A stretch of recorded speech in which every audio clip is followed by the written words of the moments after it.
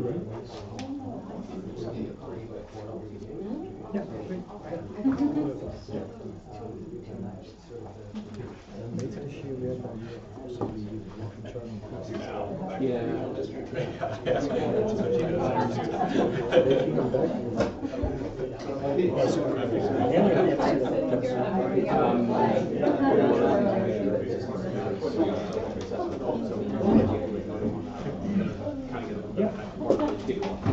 It's 7 o'clock, so we'll call to order this regular meeting of council. One addition to the agenda under item 6 is a delegation that we missed from a previous meeting, and we'll be hearing a delegation from Sea Cavalcade representatives, Regina Harding and Mary Bitroff. So with that, one amendment, just ask for a motion to approve the agenda, please.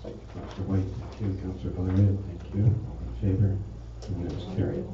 2 sets of minutes here for adoption. And we just ask for a motion to adopt those minutes, please. Councillor Zinchenko, Councillor Valeria, all in favor? And that's carried. Thank you. Okay, let's go straight to delegations. Conchita, Mary, welcome. Come on up here by the mic, if you would, please.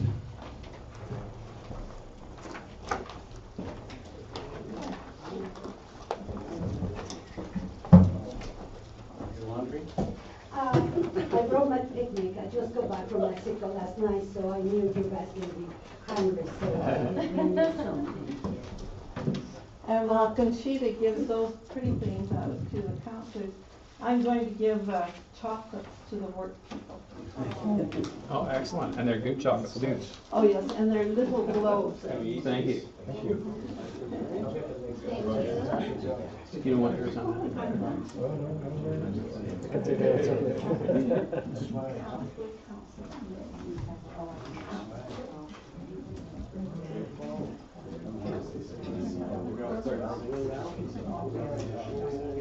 Oh, you guys did on this world.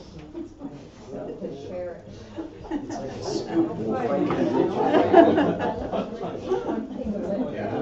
No, cool.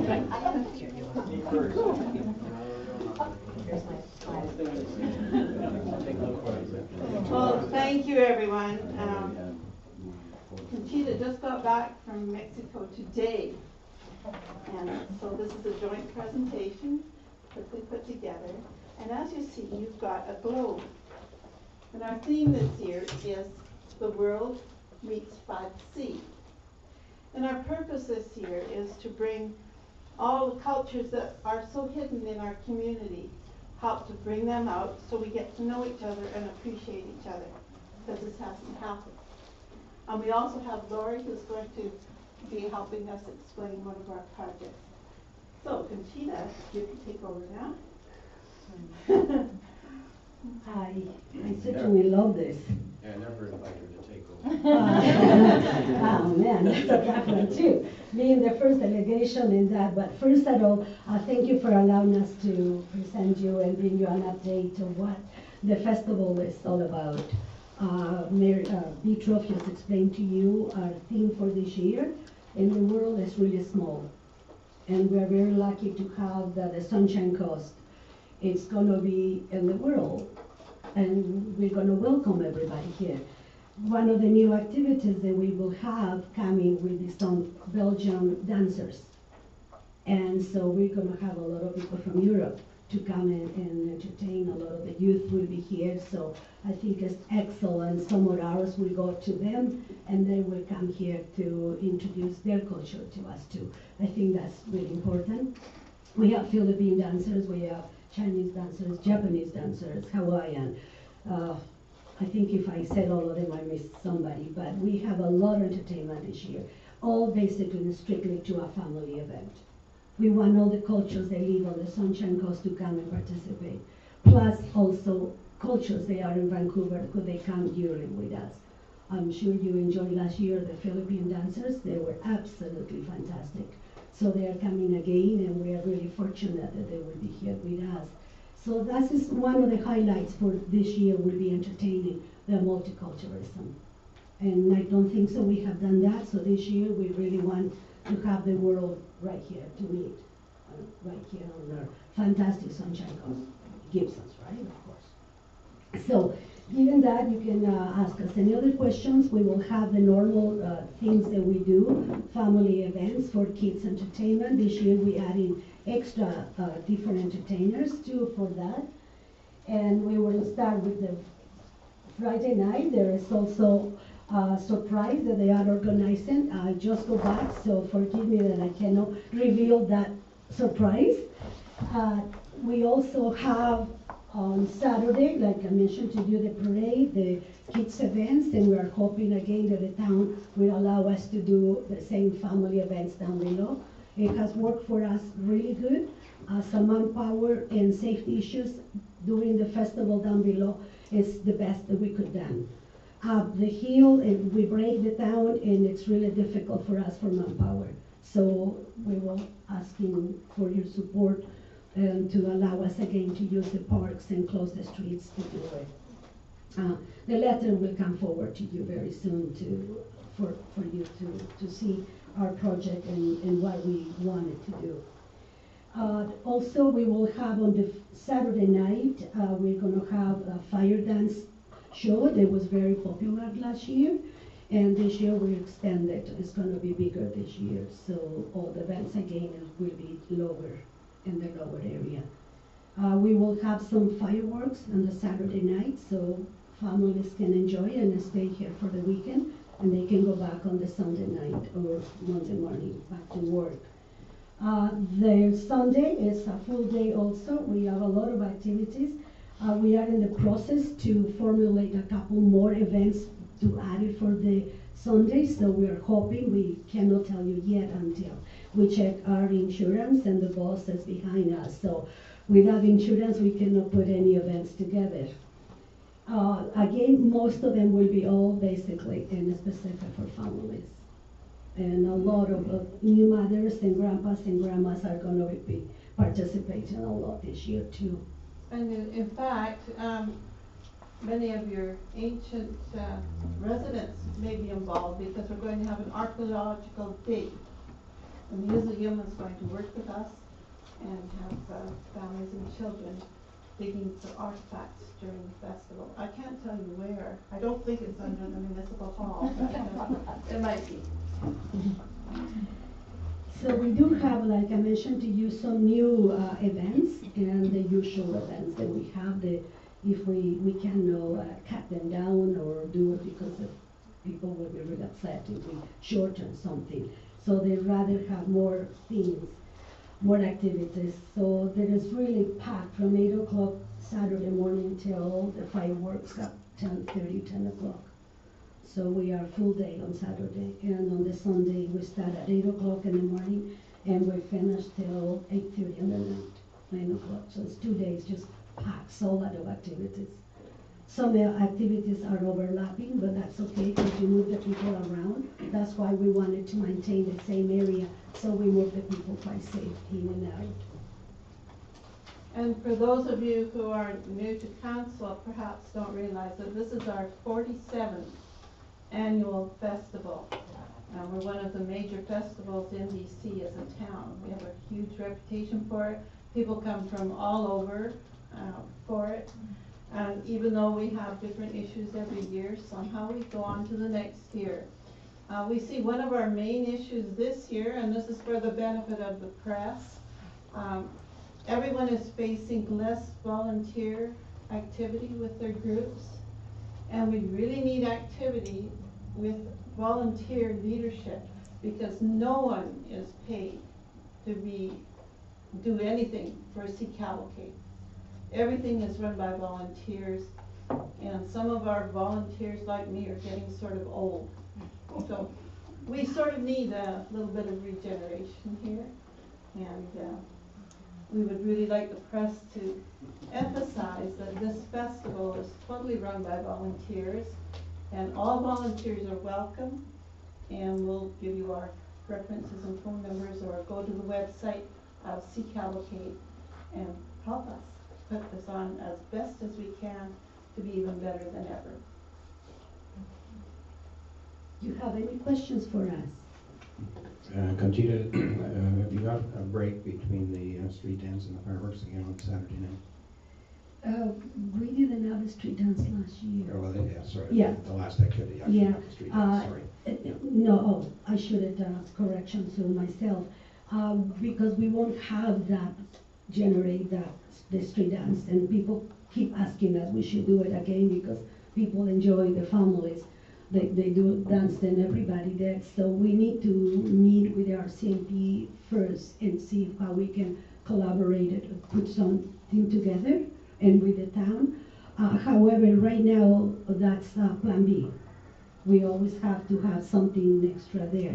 So in order for us to have, we will have the barbecue from 5 to 7, the salmon barbecue, and then from 6:30 to 9:30, we will have the live entertainment at the bottom of the shell,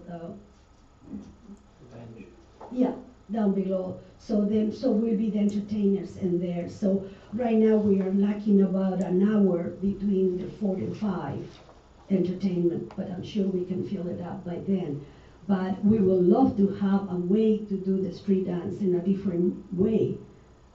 But we need to discuss the plans with yourselves and with our CMP and see if we can do it. Yeah, so there's been a change of membership of the RCMP since you've last done this. Oh, right. Staff Sergeant Vithura, I met with him last week and I gave him your phone number. And I asked him to get in touch with her. I know. That's why I'm telling you now, because you should actually reach out to him, because you know, we've got people up there that have no experience now with Sea Cavalcade. Oh, good. Because Sorry, I came in the wrong way. Yeah, Sergeant McCarthy's gone. What's his name? Russ. He's gone. Yeah, Russ Howard. So you got some new players up there. So you need to work with them. Steve Chubies. Is Steve still there? Okay. Steve, oh, great. But I suggest you reach out to the staff sergeant and initiate a meeting sooner rather than later. Yeah, I will call tomorrow morning to say that. Are you still going to try to do the team dance as well? Yes. It was a bit of a struggle last year, wasn't it? It was a struggle, yes. It was. Yeah. It's one of the things that you put an event and the teens want an event, but they don't want to go in. They want to be hanging around outside and tell the parents we are at the dance. So what do? You put an event, the teens don't show, you have incredible DJ that was fantastic, but the teens are gathering outside with the buddies. So what do? It's like, do you put it, do you stop, or so we're going to talk to the high school and see in the elementary school if there's any interest in them, then they're going to help us to put it together with an adult supervision. Yeah. Yeah, Kachita, I agree with that suggestion. If they want it, they need to be a part of creating it, but they need to buy into it. I just wanted to make a suggestion. If you have not talked to the Welcoming Communities organization on the coast, they have access to volunteers, and these are women, newly immigrant women to the community. So just it goes with your theme, and anytime I've done an event, they've been more than happy to supply some help. So I wanted to make that connection. And can you please remind us of the dates of this year's event? July 23rd, 24th? 25th and 26th. Okay, thank you. I will Well, go. it's a Saturday, Sunday. Yeah, great. Thank you so much. Any other questions for Katina? Any other? Was Laura going to say something to us? About 3 words. Yeah, she's going to explain about the archaeological thing. I'm the same sitting as I am standing. So I thought it was very appropriate that Conchita got back on Cinco de Mayo, in case nobody knows. I don't have a lot of information about it because our co-chair, Ally Glenn Cross, is sort of handling it and she's away right now. But there is a couple of people called Kenzie and Ashley are apparently quite well known to the museum, and they work with them, and they're going to be having a children's archaeological dig. And not to shock Wayne or anything, but apparently it's going to be down in Weingarten Park, and there's an area down there where it's apparently they can dig down not very far, and they'll find stuff for sure.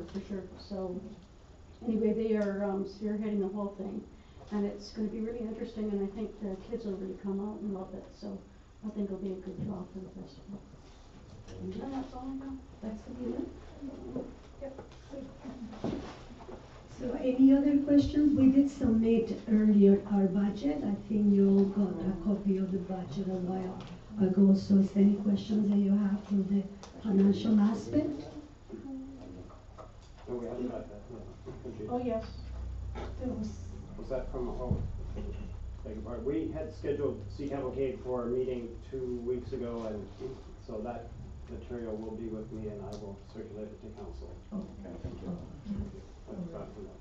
And it's an interim budget as we finalize things.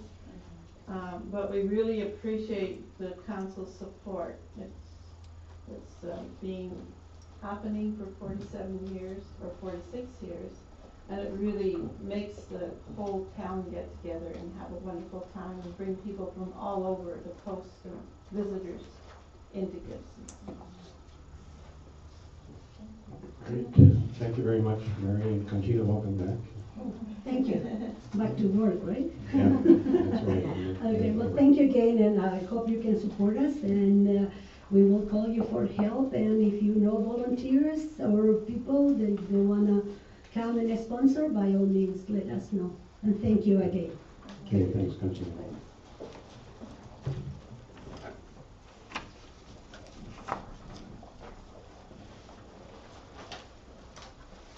Okay, so at this point, we can take any inquiries. There'll be another opportunity. Okay, so next item in 8.1, just ask for a motion to receive the minutes. Councillor White, thank you. Councillor St. Jenkins, thank you. All in favor, and it's carried. 9.1.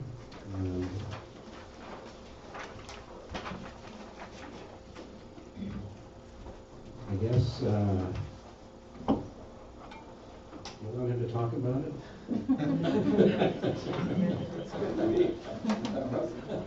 Good report. Give us a quick overview. Any questions?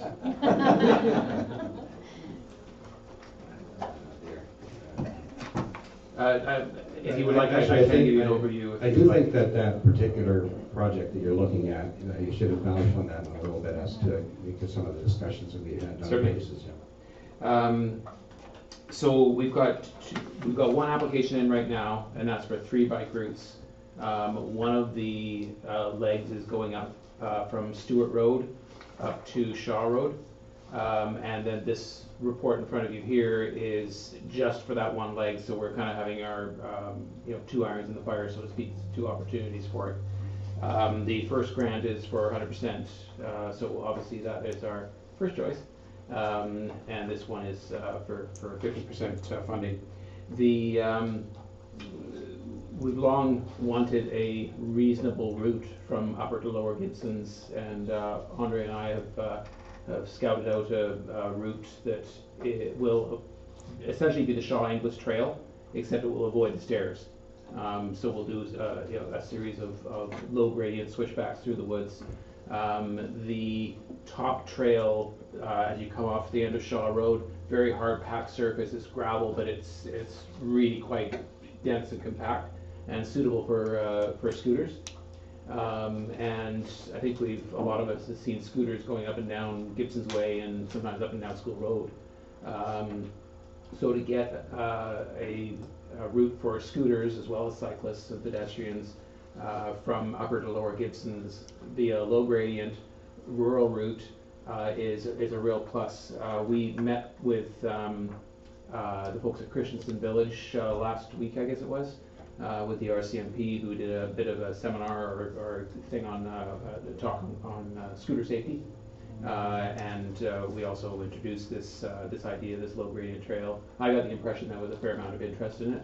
I like the idea as well, because it takes them off the road and off into the woods, and I can imagine, as your mobility starts to go down, those opportunities become less and less. So I'm out of all of the routes, to be honest with you, this is the one that I have the most enthusiasm about. just because it has the most opportunity for a biggest cross-section of users. It is a Bike DC grant, so it is geared for cyclists, but the idea is that it would be multi-use. Last year, we also met with a cycling group, talked about cycle tourism, and one of their suggestions was to try and get a route, whatever posted route we had for cyclists, there'd be a less than 10% gradient, and that's what we're working to achieve on this one. So. Thanks, David. Any questions, comments, Councillor White? I know we did approve some funding in our budget to go towards, would that be phase 1 of Stewart going up the trail? Or are we, is that part of this application, trying to get matching funds for the money we've already put forward, or? We've got in the budget, we've got phase 1, which is, I think about $3,000 at that. And that's just for a little bit of gravel and some assistance in working with some volunteers who are going to be roughing in the trail, and it'll be suitable for, basically we're kind of picking out the route, and it'll be suitable for mountain bikes, and I'm just saying mountain bikes because we're not all that worried about the surface, and it'll be suitable for hikers as well. And next year we had a second phase, and so the majority of the matching funds are already in our budget, and that's where the $160,000 came from. Is an application for $160,000, and we have roughly $80,000 already allocated. That the majority of it is specifically for that project, but there is also a certain amount. There's a table in page 14 there that indicates where the funding sources or the project funding sources would be from. And to get started on this, when will phase 1 likely be? Well, we're going to be meeting this week with the some volunteers who have already flagged it out, and they're anxious to get in there to start roughing in the trail fairly soon. So I would anticipate it's going to be done by summertime. And I do want to stress, though, it's not going to be a wide trail. It's not going to be surfaced properly. It'll be suitable for people who are good on their legs, and you know, we'll get street bikes up there or scooters back down. It's just intended to map out the route, so to speak, and it'll still be a nice walk through the woods, but it just won't be suitable for multi-use at this point. Councillor Valerio? Thanks for this. I'm really happy to see this going forward, along with the other grant applications. Of course, it's nice to double up. So we would potentially end up with an extra $80,000 not in our budget. Would that all be spent on the low gradient path, or is there an opportunity to spend that on Shaw Road? And is there a limitation that it be cycling only? You've got some pedestrian improvements in the table here, but for those disqualified under this Bike DC, we get it. The table in there are pedestrian connectivity improvements, and so basically that's it's not specified as to where we spend that money on internally, and so we could use any of that money, and it would go towards you know, improvement of or our portion of the work. The project is not just the low gradient trail. I should have expanded a little bit on that. It is for marked bike lane going uphill, so northbound on Shaw Road. And on southbound, we would use what's called those sharrows. So that's on page 13. You can see that little diagram, and that's where bikes coming down the hill. I know it's not that steep a grade, but down Shaw Road, down south, would basically merge with traffic. And the reason we could have a bike lane on that side, except it would eliminate all on-street parking. And I've been out there numerous times in various days and times of day, and it seems like mostly people are on the park on the southbound side.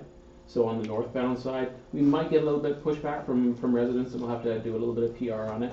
But I think the elimination of the parking on the northbound is going to impact less people. And as I say, we were just a little bit leery about proposing to eliminate all parking on Shaw Road by a full marked bike lane. And then there'll be some other improvements that we will put in there as well as part of the grant. But essentially, Shaw, low-graded trail, and a little bit on Stewart.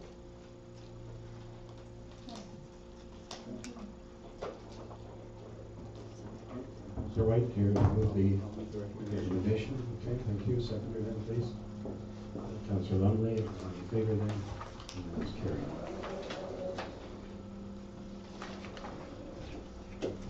Carries at this point. She's got one more chance. Okay. All right. We'll ask for a motion to receive the two items of correspondence, please, to start with. White, thank you. Councillor Sanjanko, all in favor? It's carried. The Coast Community Builders Association, does staff need anything on that in terms of our participation? Pardon me, through you, Mr. Mayor. We've had a discussion at the staff level on the town's participation. As you might recall, we have a custom-made booth display that we would obviously update to reflect current projects, and the Director of Planning has also suggested that we use this opportunity to get further input on the Garden Suites project and other issues sort of related to planning that are top of mind. There's lots of room. As we get a little bit closer, we would just schedule for people to volunteer to fit in their time as they can. And that's our plan at this point.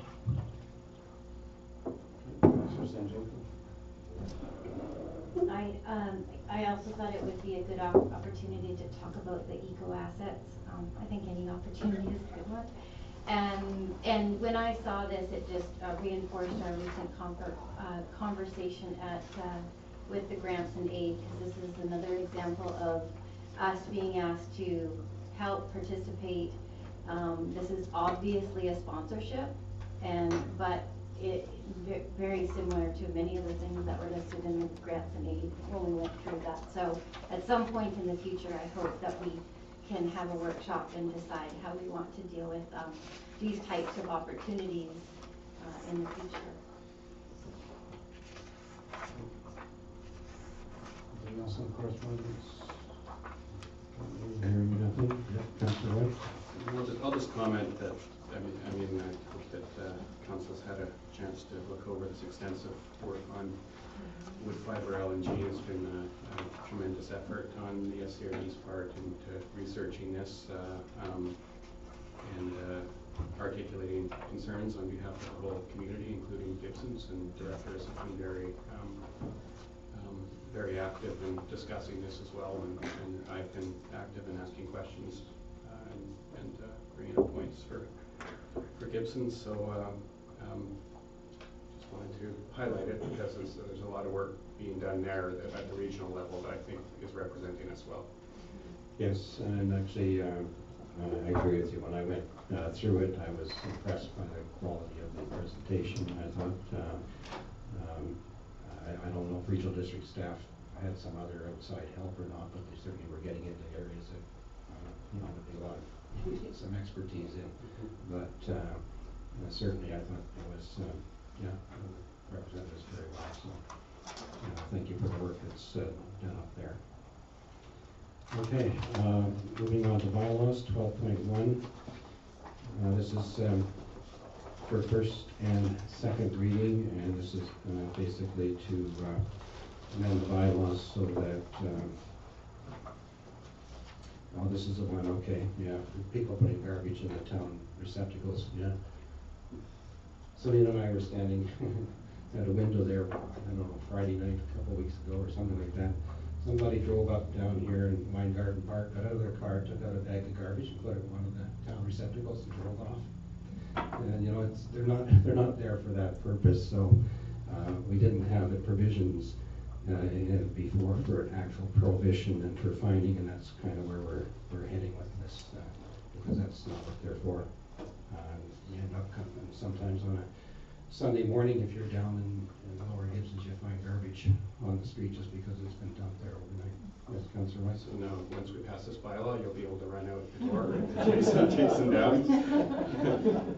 Actually, Selena just about went.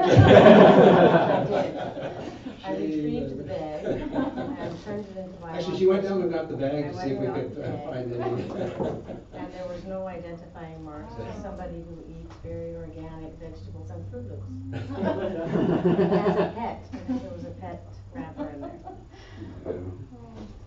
Okay, so I'll just ask for a motion to give that, well, actually, you know what, 12.1 and 12.2 maybe together, because the 12.2 is the part that adds that as a ticketable offense. So I'll just ask for a motion to give first and second reading to those two, please.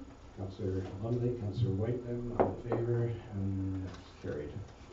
12.3 is an amendment to add to the property maintenance bylaw prohibition against accumulation of items creating an unsightly premise.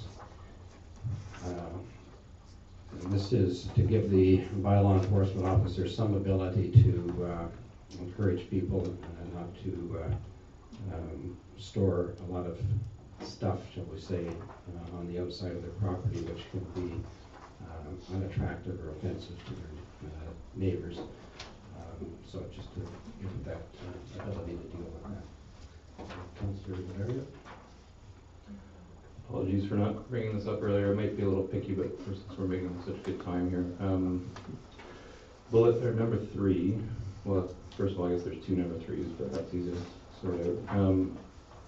Number 3, remove from the property every unsightly accumulation of filth, discarded materials, rubbish, items, or graffiti.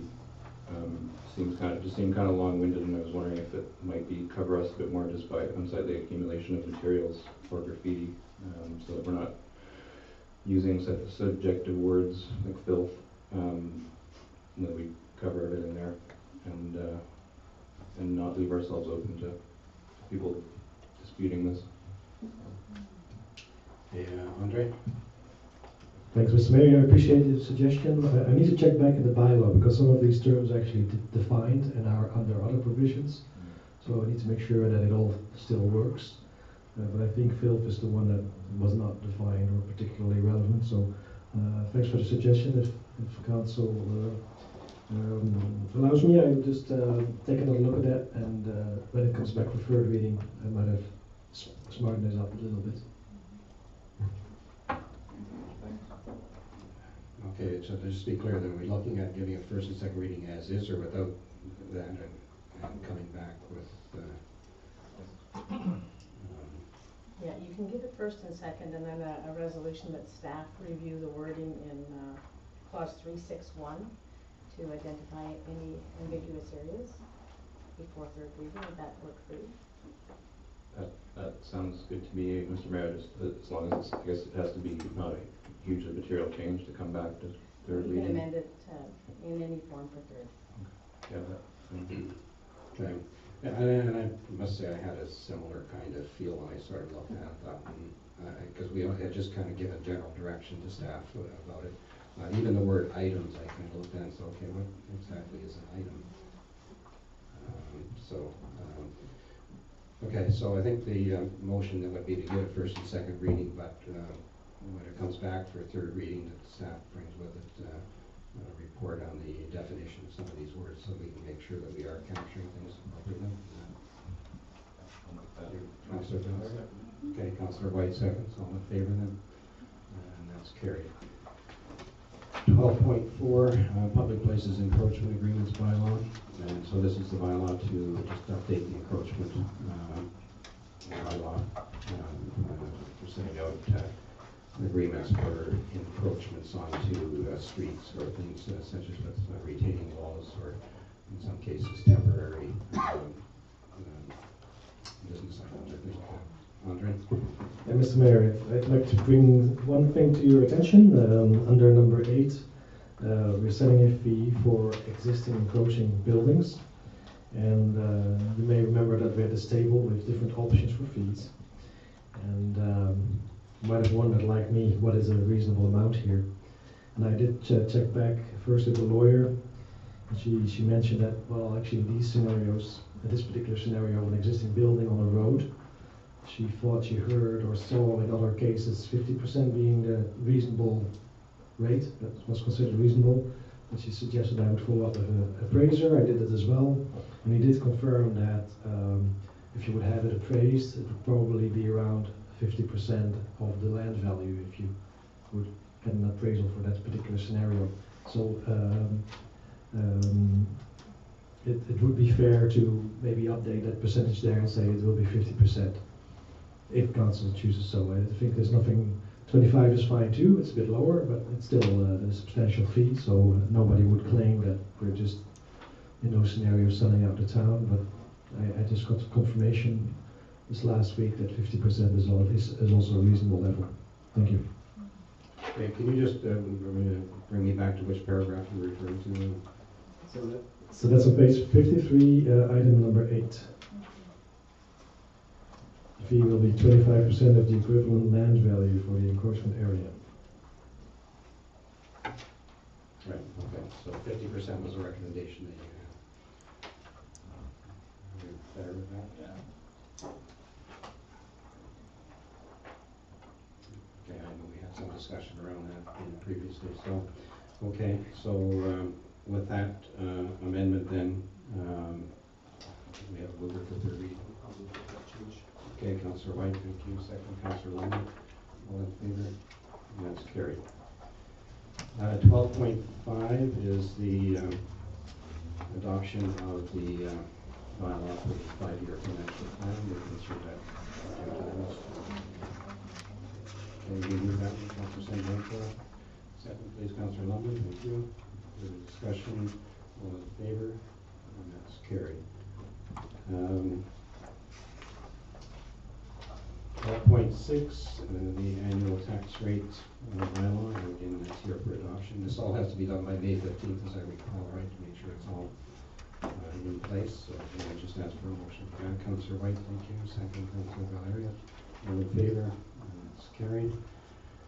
Community Recreation Facilities Parcel Tax Bylaw, also here for final adoption. And again, I'll just ask for a motion for that as well. Councillor White, thank you. Councillor Valeria. All in favor? And that's carried. Sewer parcel tax bylaw, and that's also here for adoption. And just ask that Councillor Lumley, Councillor White second. All in favor? And that's carried. 12.9. I do want to make a comment on this one. This is the water parcel tax bylaw.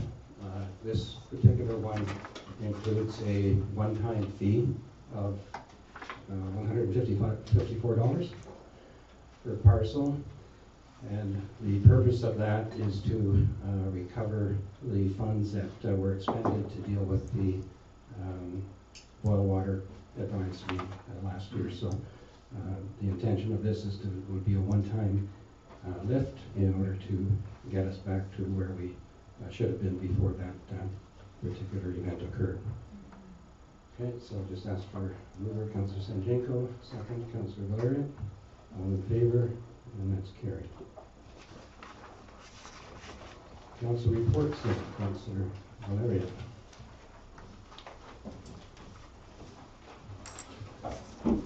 Thank you, Mayor Rowe. Busy couple of weeks, but I'll try and keep to within my 2 minutes.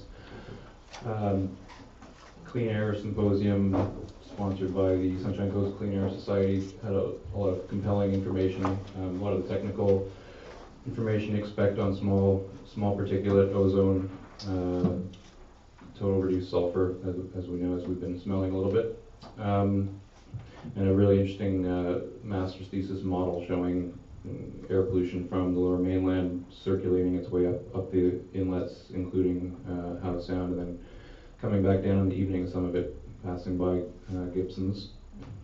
I'm going to try and get, well, I've got that file and I'd like to show it to council at some point. Lots of discussion of wood burning stoves. Clean Air Society does wood burning stove change out, backyard burning, but I guess the professor from UBC made the point that it's very difficult to ask industry such as House on Pulp Paper or a gravel pit to change the way they do things until we kind of get our own residential houses in order. So that's some guidelines around how what kind of wood you're using to burn and what tools you're doing it with. The other way that it's being looked at is through visual quality assessment that air pollution creates. So the stat was 1 day of poor visual quality is $9 million in tourist revenue, which is at least puts an economic argument to it. House Sound Community Forum was a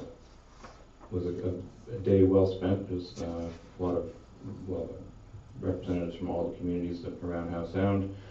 Got a long list of issues here. I think generally we're trying to tackle a lot of different ones, from derelict vessels to sponge reefs to forage fish, but honing in on a few, including one of the major ones being a provincial cumulative effects assessment that's actually being done by the province, and a marine plan by the Squamish Nation. So the Squamish made it fairly clear that they don't have a whole lot of patience for our jurisdictional issues, and that the province wasn't looking at large marine mammals, and they can. The message from the Squamish was also things need to slow down. So it was a good day. The David Suzuki Foundation made a presentation of their equivalent to Eco's asset strategy. It goes even further than ours. It includes the ecological services like air purification, waste treatment, and climate regulation. So protection from extreme weather is one of those things that they place a value on, and maybe that's the direction that we could go. I think Councillor White, who was there, and CAO Machado, all of us agreed that there's been one in West Vancouver, one in the Sea to Sky Rondo. This one was on Bowen, and that we would do well to offer to host the next one. So we'll discuss what needs to happen for that to happen. I'll skip the museum AGM. They do a lot of community-minded things that I wasn't aware of, so including Langdale elementary students creating their own exhibit, which is pretty exciting. Just finished with the Coast Modern Design exhibit last Saturday at Public Art Gallery. I think we'd like to see that and more of that. Great work, design work, lots of young people, full to the rafters. And I think I even saw somebody drinking a glass of wine on the sidewalk, and chaos and rioting didn't occur afterwards. So I think my dream is to see an evening like that where people are milling about on the street from here all the way from the park gallery all the way to the market. And anyway, it's just good to see. The after party was at the Fuse workspace, which is ready to go. So lots going on. And I think with that length, I'm going to have to follow Councillor White's lead and start writing it all down. Okay, Councillor White, do you want to add anything to yours? Sure. Yeah, I don't need to. Mine's all there. It's as written, and I know Councillor Lumley's read it all. So he did ask if the attachment was written by me, but no, these were notes that were from a different session that I thought that came up afterwards that I thought could be useful to help inform us in some of the discussions we're planning to have coming out of our strategic plan. And they're more readable online. They seem to be a little bit fuzzy here, so if you want to have a closer look, you can see everything there. I do want to mention out loud, because I don't think it's come up at our meetings yet, that at the Gibsons and District Fire Commission on April 15th, our fire chief, Bob Stevens, announced that he's retiring. And this is after a long service of 30 years with our department, so he definitely deserves to be commended by our community and recognized for his great work all these years. And, as mentioned further in the report, PSRD is moving right ahead with the search to find somebody to fill his shoes. And secondly, I just thought I'd highlight the meeting with House on Pulp and Paper as well. Councillor Valeria made it for part of the meeting, and it was a good, very open communications. I think there has been some concern that we don't, as elected officials and other community officials, we don't even really know who's managing the mill anymore, and it was a great introduction to these three individuals who are very open and very friendly, and I think it's a good start to continuing some community conversation, which they had no problem with at all. And I think Councillor Valeria saw one of the individuals 3 times in 1 week, so we can't really complain that they're not being visible. He was at the house on Forum and at the Clean Air, so they're getting out there, and that's a positive sign. Yeah. Thank you. Councillor Lumley. Thank you, Mr. Mayor. Kind of off the track, I attended an Oceanwise event in Vancouver, and I just wanted to, as council and as the town, as we talk about eco assets and environmentalism and things like that, it was interesting that the World Health Organization predicts that if fishing and people working with these fisheries that don't follow Oceanwise continue at this rate, there'll be no fish stock left in the ocean by 2048. So what I would do is encourage everybody to follow these guidelines. And if you do buy fish or something from the ocean, we should protect our oceans. We live in a coastal community. It should be important to us as well. So items like Chilean sea bass, orange roughy, shark, skate, all these things are off the Oceanwise list. So maybe if we could be, we could do our part as well. Also, I'd like to congratulate Paul and Val with their first paper. I had a couple copies at the restaurant, and people read them and they were quite impressed. So way to go on the first edition. So hopefully good things for you guys in the future. Thank you. Okay, so for myself, along with Mandy, I met with the regional manager for the Ministry of Transportation and Highways, or infrastructure rather, and they're committed to working with us on that intersection at School Road here. So the question, one of the questions actually posed by them, and maybe council can just think about this, is, and it's going to be, a lot's going to depend anyway on when all the pieces fit, but whether we're better off to do the work in the summer, July and August, during ferry traffic time, or whether we're better to do it in September or October, which then of course is when school starts. Now, we may not have that choice, David, I think as I recall, it does depend on some of the pieces come together, so it may be determined for us, but if we do have that choice, we should at least have a chat about it before we move forward on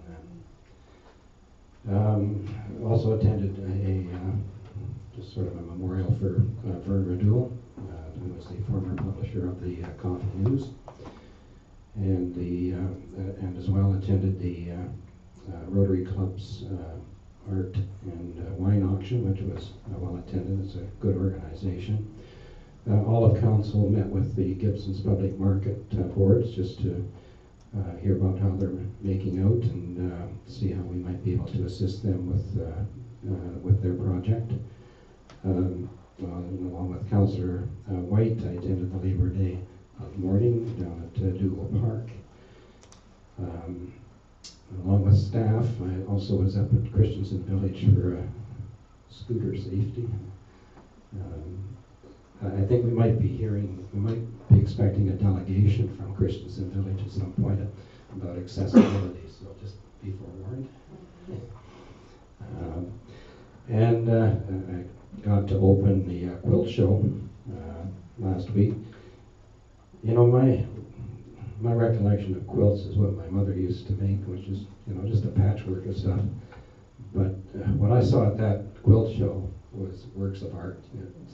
It's just quite amazing what was there, and that's all produced locally. I also attended the function that Councillor Valeria referred to at the Art Gallery. And I was really, really impressed to see that young demographic that was there. That's what it's about. That's what we're trying to do, is create a place for that young demographic. And I was just really impressed with the energy there that evening. And then lastly, I'd just like to acknowledge the passing of Lenora Inglis last month, 95 years of age. Lots of places in the town bear the Inglis name. One of our pioneers, and we're slowly losing our pioneers. So I just want to recognize the Inglis family. Okay, Councillor Sanjenko.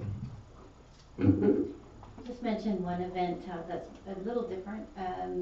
I was at as was the mayor, the Taste of the Market, a fundraiser last week, and learned about a new program in our community that we're bringing to Gibsons now. I actually wasn't aware of it before the fundraiser, and basically it's a program that's available through Sunshine Coast Community Services, and it was a fundraiser so that young moms and families, couples with kids on fixed income could apply and get coupons for $15 a week.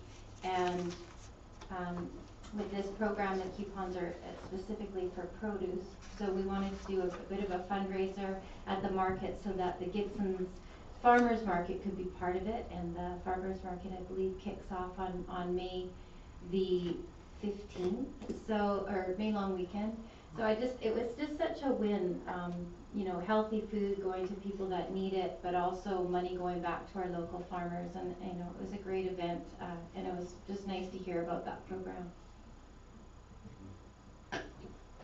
Last chance for inquiries. Oh. Please. Thank you, Mayor.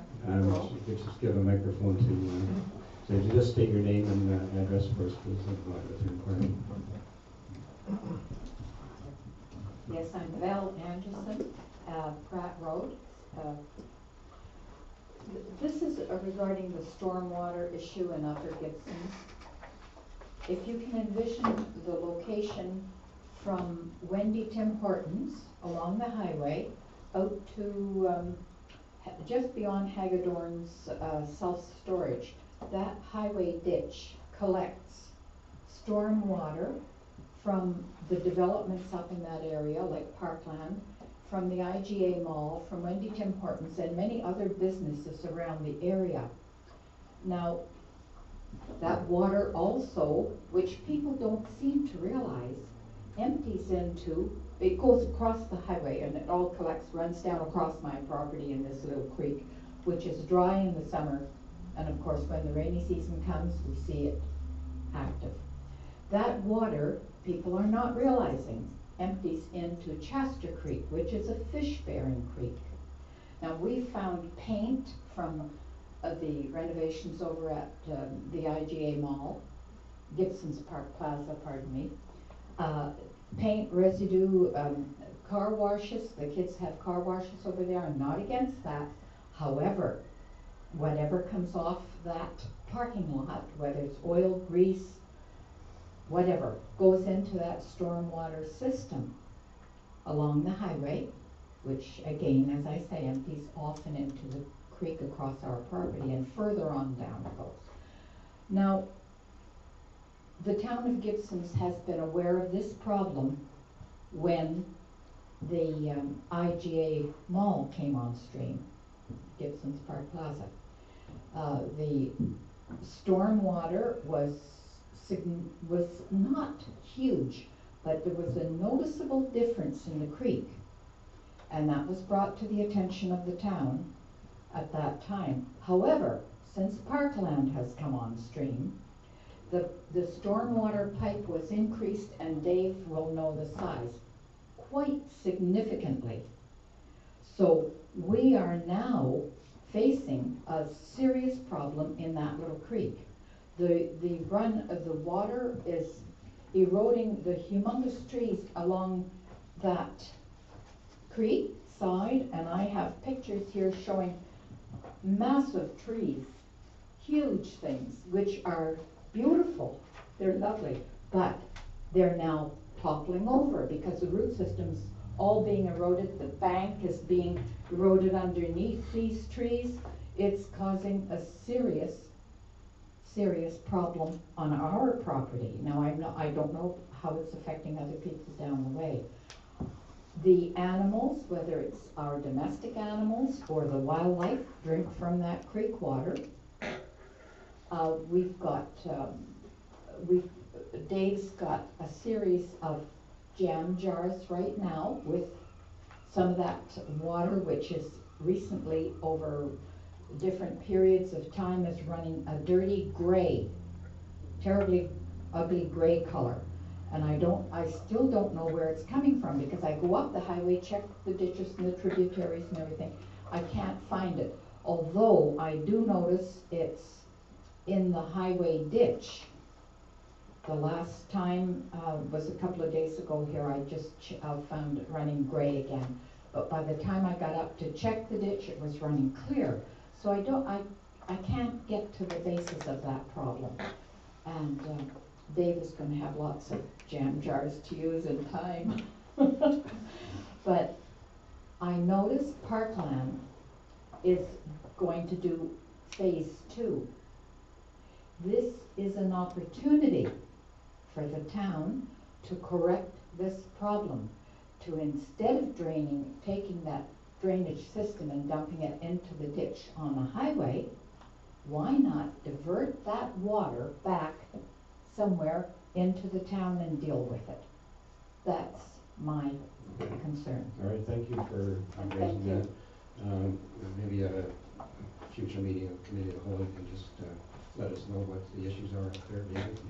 Sure. And we can sort of see what kind of options may be available for the town. But it sounds like you are familiar with whatever needs to be looked at. Yeah. Right, Mr. Mayor, may I leave these photos? Yes, certainly. Only 4. You want to leave them with our corporate officer there, please? Thank you, Val. Appreciate that. Bernard Levy, 745 Maplewood Lane. My question is, you have approved something about people who leave garbage in the bin of the city.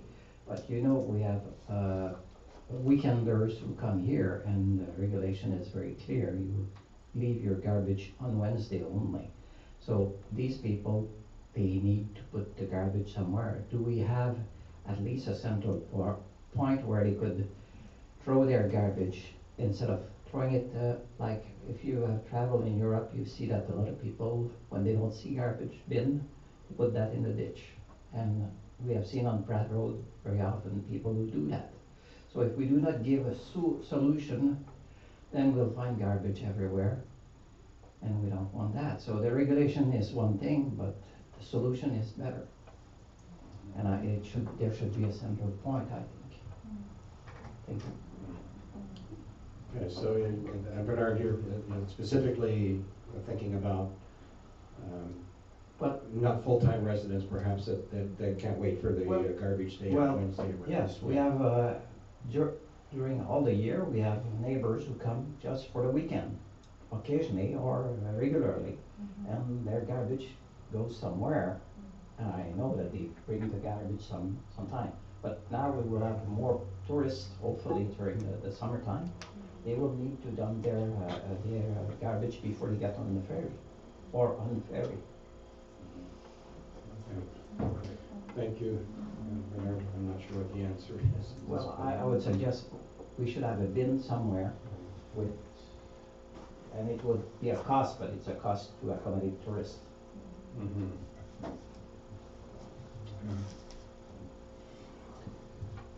Okay, the next regular meeting of council is on May the 19th. However, there is a special council meeting next Tuesday, May the 12th.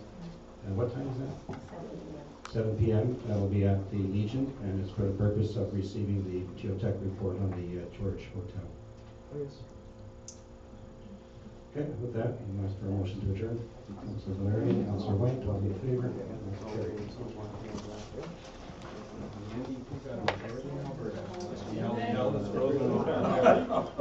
Alberta.